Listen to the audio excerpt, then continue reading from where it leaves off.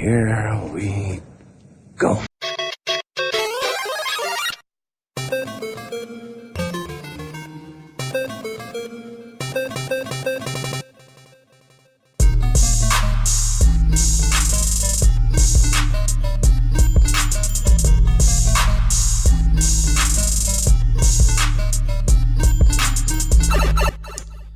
What is going on, everybody? This is Mike from the Super Wheeler Bros, and we have an all-new podcast, episode number 106 for you today.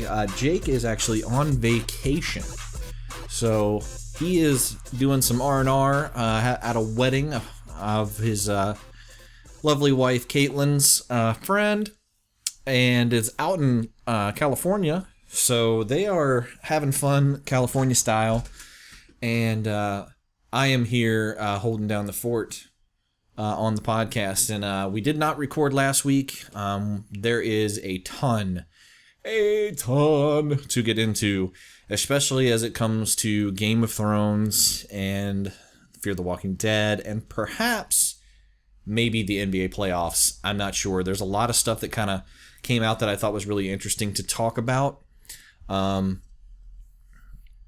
But I think what we're going to be talking about kind of during this hour, I don't know how long I'm going to be going on here. The playoff game starts in about 40 minutes, so I want to kind of watch that. And but we're going to go over Game of Thrones. Holy shit, we're going over Game of Thrones, especially after last night. Whew, don't worry. I know, I got you. I'm going to be here to try and counsel you through what happened last night. Fear the Walking Dead, the midseason finale was last night as well. London Has Fallen. I watched that, and I will have a spoiler-free review for you.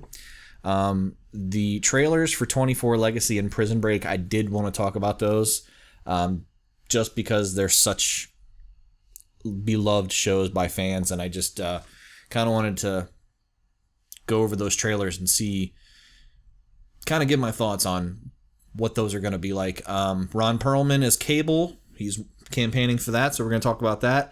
We're going to talk about Michael Keaton and Spider-Man Homecoming, and then hopefully we'll get into the NBA playoffs. So that's what I've got on the list today. So let's get right into it. Crack open this beer to talk about this, because it's just the kind of things that you're going to need to get over this.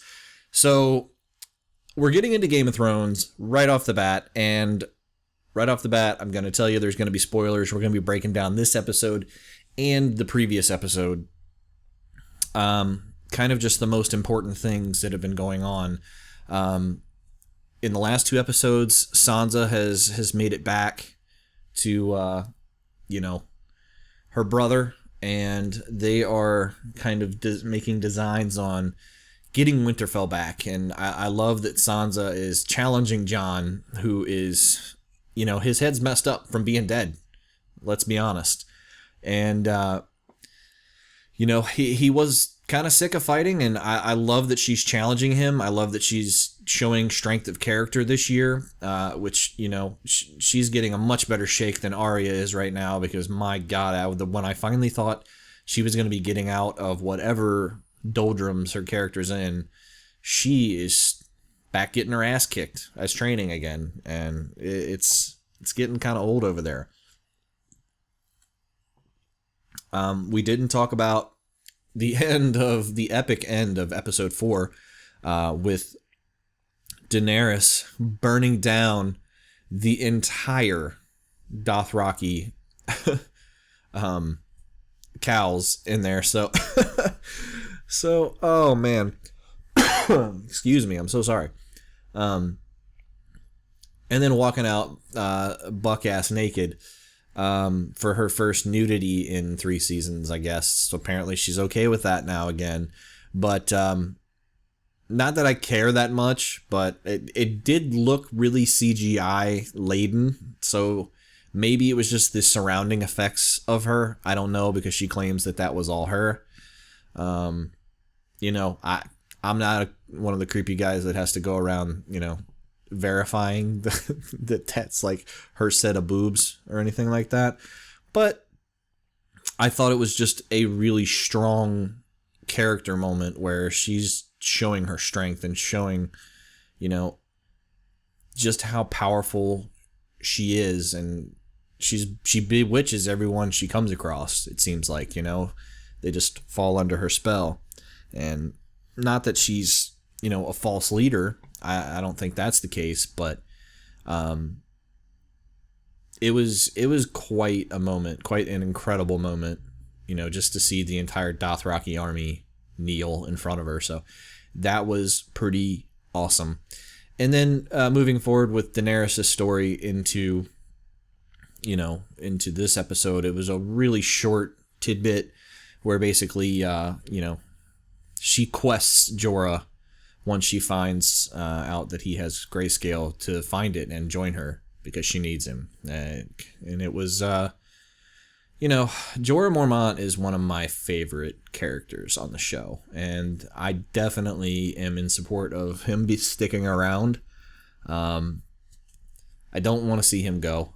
It would be sad for sure. He's much more interesting than some of the other characters like Dario Naharis. But I thought that was a slightly touching moment. We've had some serious feels, it seems like, the last couple weeks. That hug between Jon and Sansa, oh man. That was just like 6 seasons of build-up and thinking that your whole family is gone, and then even though they weren't the closest, it doesn't matter, because your bond from family is just so much broader than that, than you can possibly even fathom, and it's amazing just the ties that they brought in right there, and I just thought that moment was perfect. I am absolutely loving the Tormund and Brienne interactions. It's hilarious. It definitely is cracking me up. Theon Greyjoy's part in this story now is, he shows back up in the Iron Islands. It's really, really boring, so I'm glad they got out of that quickly. Their uncle kills their father and then tries to take the throne from Yara. So they escape, and what I think they're going to be doing going forward with the fleet that they basically took all of, as the uncle vows to hunt them down and kill them all, I think they're going to try and join Jon. That's what I really think they're going to try and do. And we didn't really see much of the King's Landing in this episode and the Lannisters. We did get to see in the previous episode that the wheels have been set in motion to try and overthrow the High Sparrow, and I'm glad that's finally underway, because my God, it doesn't make, and that's, if there's one thing that really doesn't make sense this season, it's that story right there. I mean, they would have nipped that in the butt right now, I just feel like. And what am I missing here? Obviously, Ramsay Snow's a psycho. He has, Rickon. We talked about that already. The letter he sent to kind of snap Jon out of his funk was something else, and I can't wait for the bastard battle to happen. Trying to think, what else am I missing here? Tyrion and Varys, they have kind of gotten a peace to have been brokered with the Sons of the Harpy and all the slave masters in Meereen, and there is a red woman who is apparently the first red priestess that shows up and just takes the normally upper-handed and cool and calm Varys and eerily turns him on his head, and I thought that was a very, very cool moment. But in the end, we were building to probably the biggest revelation yet to have been revealed on the show, and I thought that it was outstanding storytelling and writing and amazing just connecting of the dots. And I tell you what, it gave me the feels in a way that I did not think that I could for this particular character. But Bran's story, so glad he's back this year, and the story that is revolving around him in this one little place. It's so interesting because he's getting to travel everywhere because he's able to venture into these other memories. And the three-eyed raven, Max von Sydow, is guiding him, and what sets this one off is he goes in on his own and comes face to face with the Night King inside his dream, his machination, if you will. And it is very frightening because the Night King sees him, the White Walkers see him, and he grabs him, and he is marked, and they are coming for his ass. So that means he has to be downloaded with as much information as possible before he has to get the fuck out of there. And the crazy thing is, we also learn where the White Walkers came from, and it was the tree people that created them. So it's some serious stuff. And then they did not wait a second, it seemed like, before the White Walkers and the Night King were upon them. And it was like, I don't think I breathed for the entire last, 8 minutes of that episode. It was riveting television. I must say, I was riveted. And I love that Mira had her little spear toss with the Valerian steel or the dragon glass or whatever they had there, because it exploded that White Walker dude. And man, I don't even know. Like, the feels, I feel it. Oh man, even talking about it, just thinking about it. But Bran was able to get Hodor to grab him, and they could start making their break because they had to go because they were getting swarmed. And the tree people were helping save them, and then Hodor gets them outside of the door, and then it comes full circle for Hodor. His predestined ending. Hodor, oh man. You could hear Mira in Bran's vision screaming, "Hold the door," and then you just see Hodor being taken over and completely losing it, repeating the words, "Hold the door, hold the door, hold the door," over and over and over again, until finally all he can say is Hodor.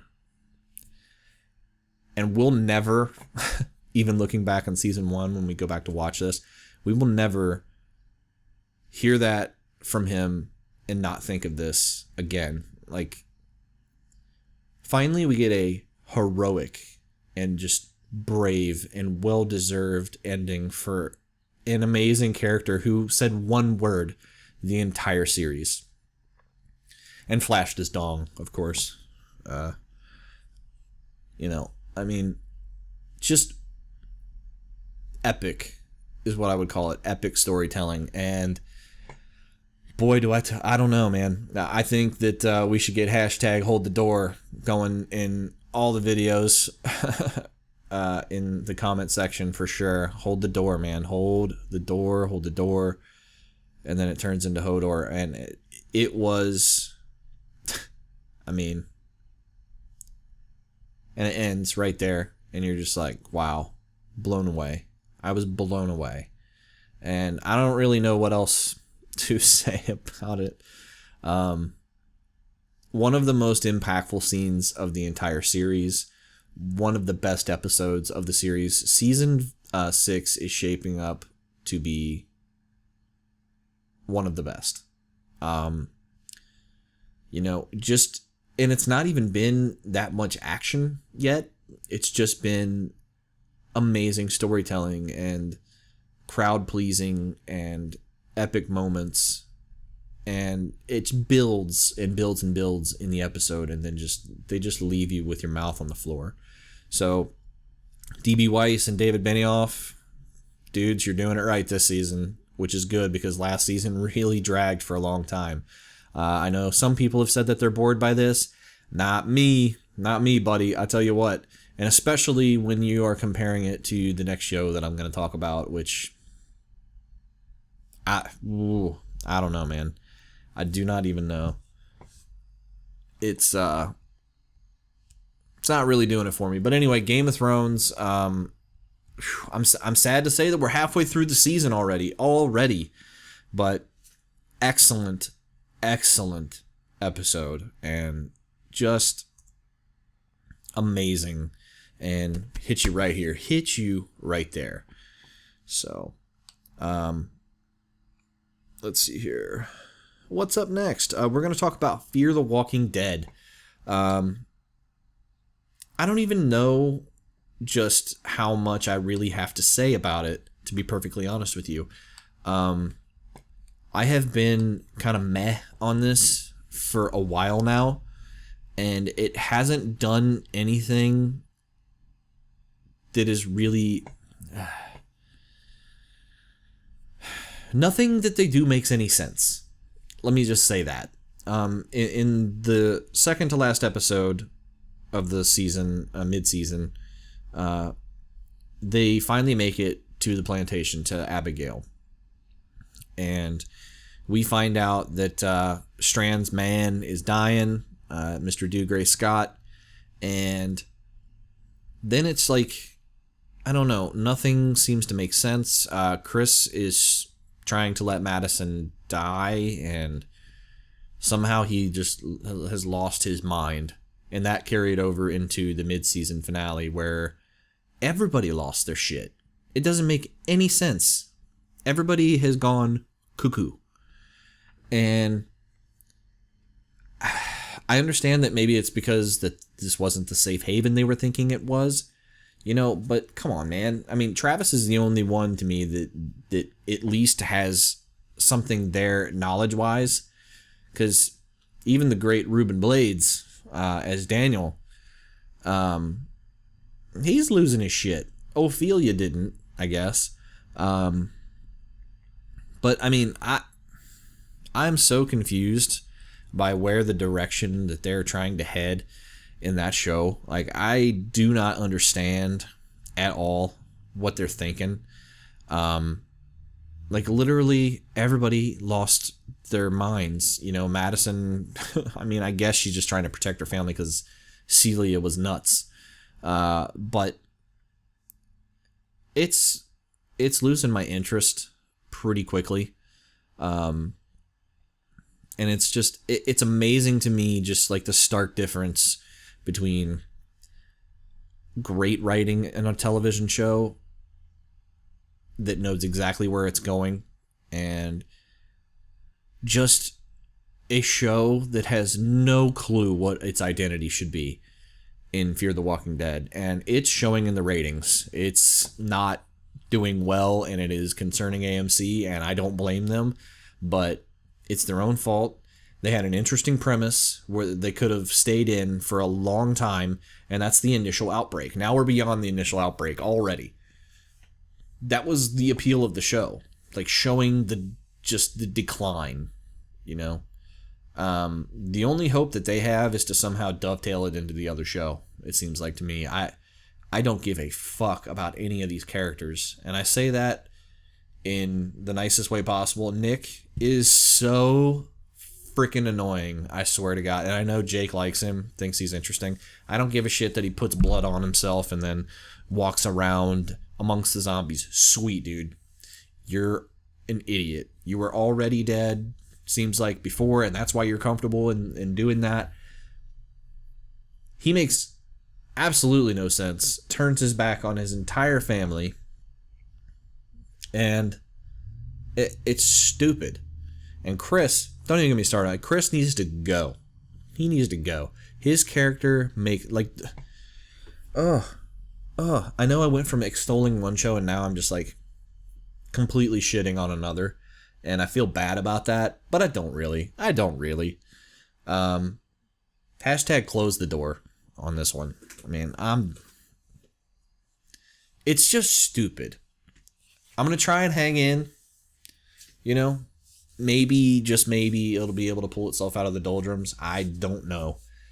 Now that they're splitting up, maybe we'll get to see some different aspects. Underwhelmed, completely underwhelmed with the show, and it's a shame because it had so much potential. But it is what it is. And while we're talking about finales, Agents of S.H.I.E.L.D. It did so many things right. But in typical Marvel fashion,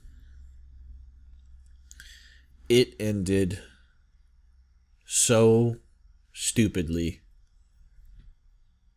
So I guess there'll be spoilers for this too. They've been tagging in the second half of the season that someone on the team is going to die, and the problem is they chose the most annoying character that they could have chosen. So you wanted him to go because he drives you crazy. He does nothing but complain and bitch and whine and show his temper and show his ass, and that's it. And the dynamic with Daisy and Hive was super cool in that episode, and Hive is such a tough villain, and for him to go out like that, I mean, with so little fanfare, is just really stupid. And they tried to make it really touching. I will give Chloe Bennett and I don't know what the guy that plays Lincoln's name is, but I will give them credit in trying to make that last scene emotional, their goodbye. But it rang false, and I don't know if they're trying to turn Daisy into a villain now or what they're doing.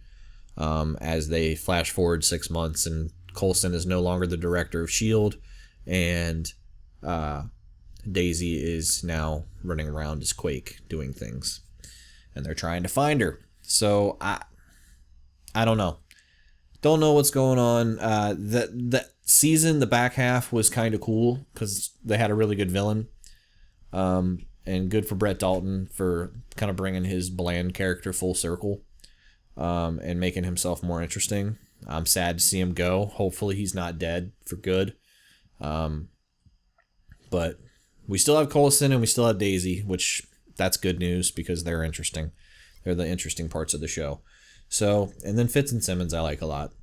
May has become kind of, she's just there. She's still badass, but,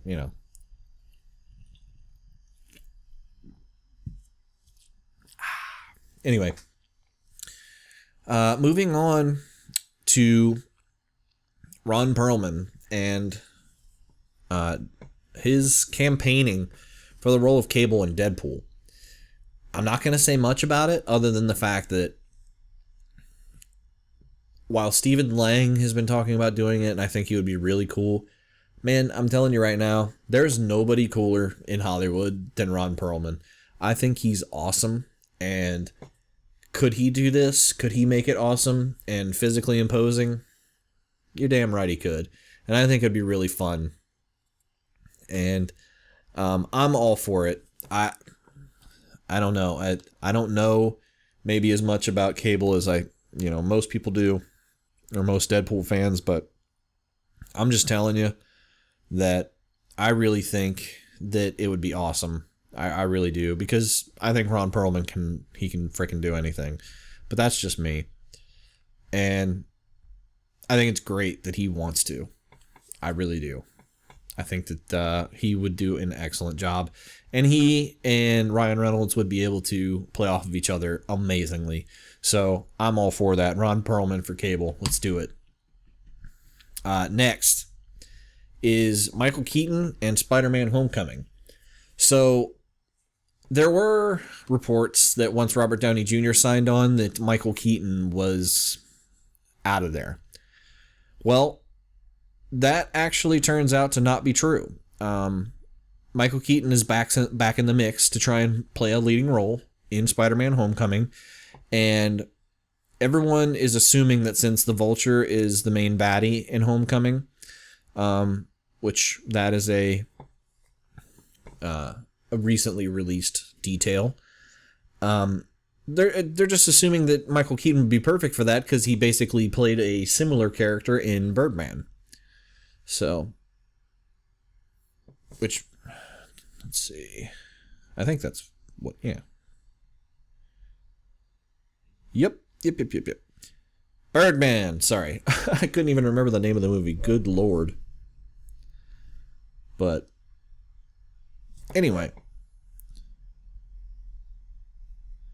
As Murphy barks. But, anyway, we're going to move on to a couple of trailers. And, I'm just going to give you my reactions as I watch them. I really think that... let me get some headphones here. I really think that both of these things could show some potential. I guess I just have it in my heart to where I don't know if I can do anything with 24, man. But we're going to watch the trailers, and I will give my reactions to them. And, you know, we'll see what I think here. I haven't watched it since the day that it dropped, so we're gonna get some reactions here. And on 24 Legacy, we're going to go ahead and we're going to start that trailer now. I'm worried about you. You're barely eating or sleeping. Okay, so we got Dr. Dre. I think you gotta get past everything that happened to you over there. Who I like. Are you? Yes, she is. Beginning to think this whole thing was going to happen with. So we got Jimmy Smits and Miranda Otto. Excellent actors. Come on. I want this to be your moment. You're gonna make a great first lady. 6 months ago, Former director of CTU Rebecca Ingram launched an assault on the compound of Ibrahim Ben Khalid. Okay. I'd like to acknowledge the many dedicated people at CTU and the 6 Army Rangers who risked their lives to stop bin Khalid from carrying out his threat to attack this country. This is for Ben Khalid. Yeah, Eric, bin Khalid's people found us. What is it? Get to the attic now. Okay. So what are we playing? Jason Bourne music here? Stay there.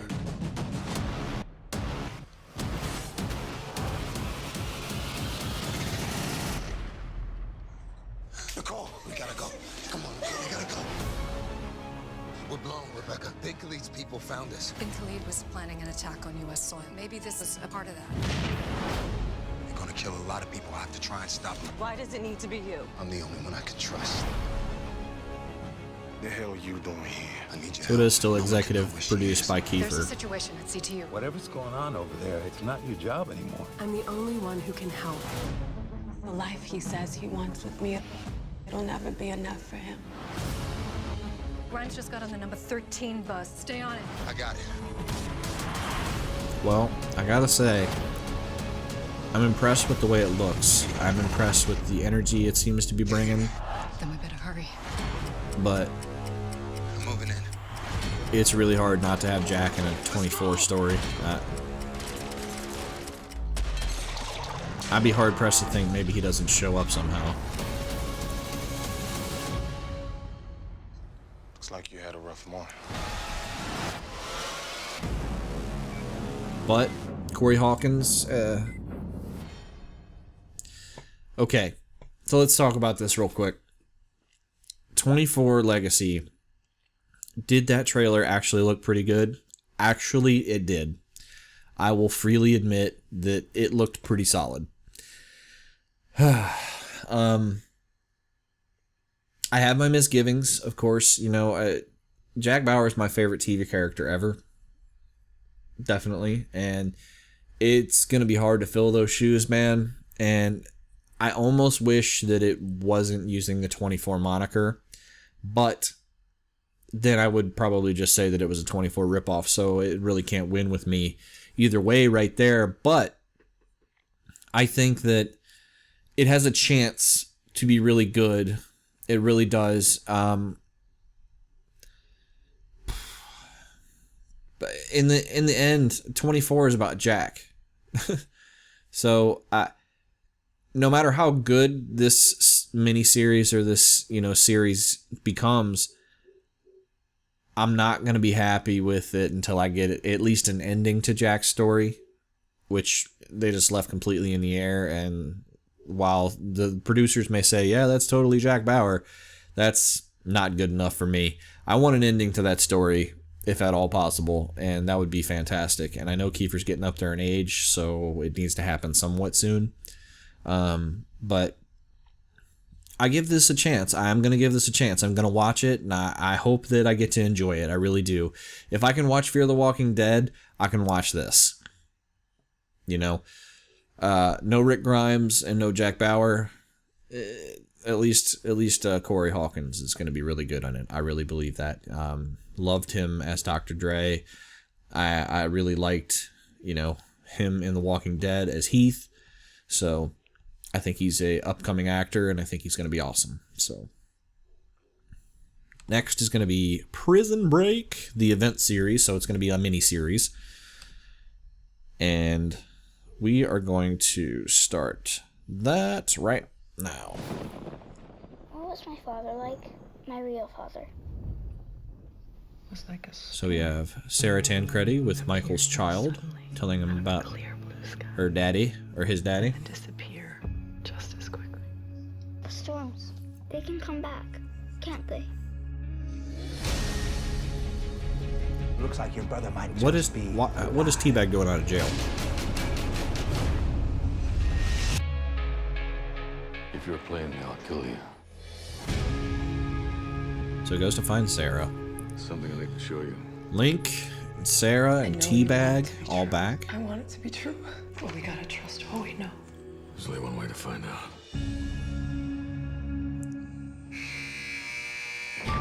And here we go, undoing. Oh, there's C-Note. Undoing the most terrible TV show ending maybe ever. Michael, ready to get you out. Boom. Mr. Schofield is alive. I'm just loving the music. I love that it's going back to the roots. It's Michael's handwriting. He's reaching out to us. 24 hours before the blackout. I pulse the power grid. This city may not have 24 hours now. When those lights go black, we're gonna disappear from this place like ghosts. Link, this is a setup. We gotta get out. When in doubt, go old school.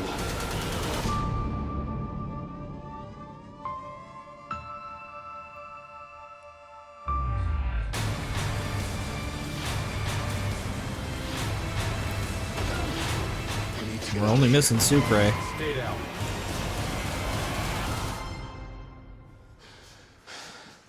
Brother. Oh, Jesus. Oh, Jesus. Oh, I'm telling you. Look, I love Prison Break. Season 1 of Prison Break might be the best season of TV ever. Best 24 episodes of TV ever. 1 and 2 were amazing. 3, not so much. 4 brought it back a little bit, but the ending just ruined it. And the final break was just as bad, if not worse. Didn't fix a damn thing. Made it worse. But I gotta say, I am so freaking excited for this. This is gonna be sweet. Maybe it's because I need more TV shows to be able to consume, because a lot of the big ones are already ended for me and are going to come to an end soon. But I am welcoming back with open arms Prison Break for an event series like 24 Live Another Day was. And I have full confidence that it's going to be great. They've had a lot of time to come, up with a decent story, to right some wrongs. So I really feel like maybe that we got a second chance to kind of end this one right. And I don't know how many episodes it's going to be, but I feel like it's going to be sweet. And I'm excited for it, truly.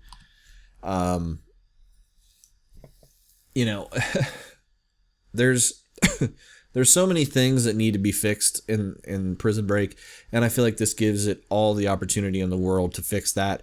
And Michael Schofield, especially, but Michael Lincoln, I mean, all the characters are so iconic, but Michael Scofield, giving him the opportunity to go out like he deserves to go out, I feel like is a big thing for this.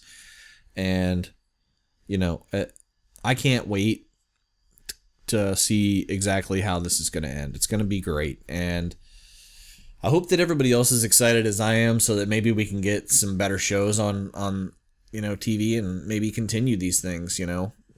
I think if the reaction is good enough, maybe we'll get some more. And yeah, anyway, that's all I've got on 24 Legacy and Prison Break. And we'll check out the trailers. You know, I'll put them up while we're while I'm talking, so that you guys can see them. It'll be up here, probably right in front of me, or behind me. I don't know. We'll see. I have a really quick review that I can do of London Has Fallen, which should be coming out on Blu-ray here in a couple weeks. London Has Fallen, starring Gerard Butler, Morgan Freeman, Aaron Eckhart, Angela Bassett. Who else am I missing? Radha Mitchell. Bunch of unknown terrorist dudes. I think that's pretty much it from the first one. I think here's what I'll say. The end all be all of London Has Fallen is, if you enjoyed the first one, I think you'll enjoy the second one as well. It's a lot of the same kind of, you know, ass-kicking action. Gerard Butler being a total badass, doing what he's best at, to be perfectly honest with you. And I feel like if he were to do more of those roles, I know they're obviously harder on you to do than these, you know, lame-ass, you know, romantic comedies that he gets himself into sometimes. But they're more what he's suited for, you know? And he's really good at it. His Mike Banning is an awesome character. I liken it to like Brian Mills, where it's like not like one of the most iconic characters in the world, you know, doesn't have like a standout name or anything like that, but he is just a badass in this role. And I think it's great. And I will be back for more. If there's another one that comes out, I'd be more than happy to watch another one. Turn off my brain and enjoy him whooping people's asses and doing a little bit of one-liners. Now, I mean, I didn't really like the one line that really didn't like was, and this may be a spoiler, but I mean, come on, it's not that bad. Was go back to Fuckheadistan or wherever you're from. That was pretty stupid. But other than that, he had great one-liners. You know, the only criticism I can make is that Aaron Eckhart is, why are you always in trouble, man? Why do you always have to be saved? Like, why are you kidnapped all the time? Drives me crazy. So that's the only criticism I really have. I mean, it's a thin plot, but it doesn't matter. You don't go to those kinds of movies looking for, you know, fucking Citizen Kane or, you know, something like that. You go in knowing that you're going to go to see Gerard Butler whoop ass on some people that are trying to kill the president, and you're going to see some shit blow up, and that's what you're looking for. You're looking for explosions and adrenaline and testosterone. That's what that is. And, you know, he's really good in the role. And, you know, I feel like the action was fun. The CGI, I didn't think, even though I heard a lot of criticism about it, that it was that bad. To be perfectly honest with you, I thought the CGI in Olympus Has Fallen was a lot worse. And that was directed by Antoine Fuqua, who I'm shocked that he used a lot of CGI. He usually doesn't. He's usually a practical effects guy. But honestly, London Has Fallen, I mean, I would probably give it a 6 or a 7. Probably closer to a 7. It was really, really solid. It was fun. It was entertaining. It was action-packed. And, you know, I thought it kicked a lot of ass. But that's just me. You know, I can't speak for everybody. Obviously, it didn't do very well on Rotten Tomatoes. There's another movie, Rotten Tomatoes, I feel like got wrong. We're going to be, speaking of Rotten Tomatoes, we've still got our top 10 movies that Rotten Tomatoes got wrong, the Rotten edition. And I'm sure we'll do a fresh edition as well. And then we have top 10 things that Captain America Civil War should change to make it better. Stay tuned for that one. I know it'll ruffle some feathers, but it's true. It could have been a lot better. But, I mean, that's really your short, spoiler-free review of London Has Fallen. Nobody else really was of note. Angela Bassett had a good role. But that's about it. Rodda Mitchell was around for about 10 minutes. Morgan Freeman, same thing. Robert Forster was even less involved this time. Mainly about Aaron Eckhart and Gerard Butler, and they were both pretty good, but especially Gerard Butler. So yeah, London Has Fallen. Check it out when it comes out on Blu-ray. Do it. Finally, we have the NBA playoffs, and I really don't have a whole lot to say about this. I'm a little bit surprised by the OKC Golden State series.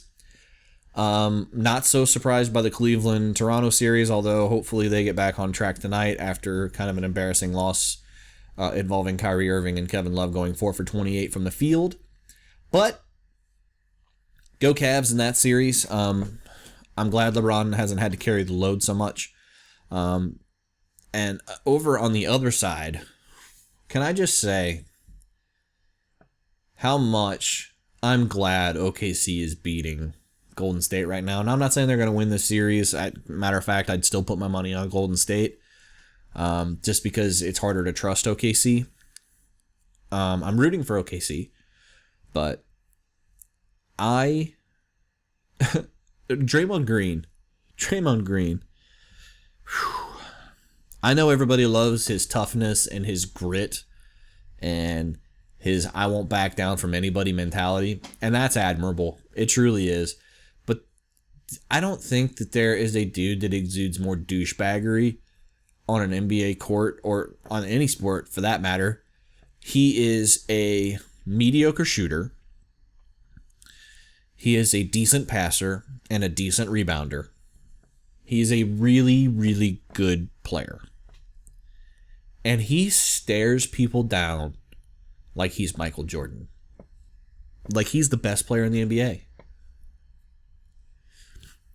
And he's hit Mr. Steven Adams, who I would liken him to a Draymond Green. There are a couple goons that are a little bit more than goons. You know, they can actually play. And Draymond is obviously better than Steven Adams, but it is amazing to me that there is an actual argument out there that Draymond Green, who kicked Steven Adams in the balls, I mean, straight up, you can see the play. I don't even think there's any question about it that he did it on purpose. Or at least he didn't stop himself like he could have. I mean, come on. Come the fuck on. But I just think it's ridiculous that there's even an argument that he should get suspended. The NBA already set precedent that if you're going to do that, you're going to get suspended. They suspended James Harden for kicking LeBron in the balls last year, if you recall, in the regular season, surprisingly enough. And then, actually, it was multiple games in the regular season. I think it was 2. Dante Jones got suspended for a game, and that was much less egregious than what Draymond Green did to Steven Adams for a second time, no less. And I just think he's a punk who should get his comeuppance. Now, I know what Golden State fans will say. 2 things. 1, Steph Curry hasn't been healthy. Wah. And 2, we won't know who the better team was because Draymond Green wasn't on the floor. Well, part of being there for your team is not acting like a complete and utter moron and melting down and losing your shit in the most inopportune time, like when you're getting your shit handed to you, when you're getting your shit pushed in the Western Conference Finals. Because if they lose tonight, or if they lose tomorrow, or if Draymond Green gets suspended for one of those games and they lose it in a crucial time before they go back to OKC and Golden State, they're done. If they go down 3-1, they're done. They will not beat OKC 3 straight times. It will not happen. So I fully believe that he deserves to get suspended, but I don't believe that he will get suspended. And do I think that's bullshit? Yeah, a little bit. I do. I think that Golden State and Steph Curry are the darlings right now, but I don't know if they really deserve it as much. They didn't have to play OKC last year because Russell was the only one there. Kevin Durant wasn't even healthy. They didn't have to play the Spurs. They missed all the tough point guards. Kevin Love and Kyrie Irving both were hurt last year. So, I mean, I feel like they had an easy run of it. Now, it's really hard for me to say when they went out there and set the record for wins, for 73 wins this year. But I got to tell you, it doesn't matter to me how many wins they had because I feel like they can be had. And I hope that happens. I got to say. And it may sound like I'm hating and, I'm being a hater, but there's something about the way that they carry themselves that really bothers me. And Steph Curry is a great player. The only thing that bothers me so much is that we have just cast aside guys like Kevin Durant and LeBron James and even Russell Westbrook to some degree. Steph's better than Russell, I think. He's more consistent than Russell. Just casting these guys aside who've done it for years, just because Steph Curry has had a couple of really, really good years and, one really good year and one all-time great year. LeBron's had, 11 all-time great years? You know what I'm saying? And Kevin Durant has won, 4 scoring titles. Kevin Durant can do everything Steph Curry can do, but he's almost 7 feet tall. So, it just bugs me. It bugs the absolute shit out of me, Golden State. And the way that they carry themselves, they're just so full of themselves. And, we'll see what happens. But, I think that's going to do it for me. I think we got some good talk in. I mean, I rambled on for 45 plus minutes, so we're doing okay. I want to take some time out to thank all of you who have been following us for the last, 2.5 years and just, getting us out there and helping us get seen and, more than that, just enjoying interacting with us and having some fun talking about stuff that we love and makes us laugh. I know more recently we've been more of a, talking about movies and comic books and games and whatnot. But, the random stuff is still there. It'll still happen. But I just feel like we've gotten more focused. And it's by your guys' feedback. You guys have really enjoyed us talking more focus about those kinds of things. And that's what we're going to continue to do. Keep tuned for the top 10s that I was talking about. I promise you that more of that stuff is on its way. I'm working on it, trying to make it a reality. It's just been crazy at work because I've got 2 employees. So I'm doing my best and trying to balance it. So, but I decided I wanted to get on here and talk to you guys for a little while, and I hope you really enjoyed hanging out with me and talking, some of the stuff that I'm really passionate about and that I have fun talking about and that I love. So, for Jake, hopefully I held it down for him again this week. Me being by myself is not as fun or as interactive as it is with him being here, but hopefully I was able to entertain you for a little bit. Hopefully you enjoyed hanging out and talking about Game of Thrones and all the other stuff we covered today. Anyway, if you like this video, be sure to drop a like on it. And if you really, really like our stuff, feel free to share with your friends. Hit that subscribe button. We thank you so much for joining us. And my name is Mike from the Super Wheeler Bros. And this has been the Super Wheeler Bros podcast for this week. Have a super week.